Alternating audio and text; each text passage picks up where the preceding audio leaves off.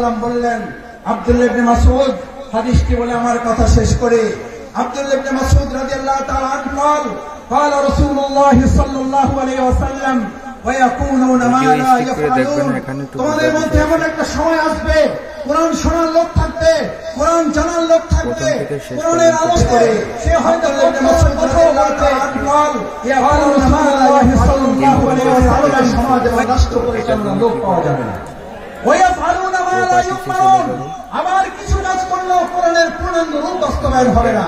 আজ এখানে যারা আছেন, আমরা কি কোরআন বাস্তবায়নের জন্য সবাই রাজি আছি? ইনশাআল্লাহ সবাই কি রাজি আছি? ইনশাআল্লাহ। আল্লাহ মেহরবানি করে হাত তুলে আপনার আরশের আজিমের ক্যামেরায় এগুলো তুলে নিয়ে কাল কিয়ামতের দিন কোরআনের কোন হিসেবে আমাদেরকে নাজাতের জন্য, জান্নাতের জন্য আপনি কবুল মঞ্জুর করুন।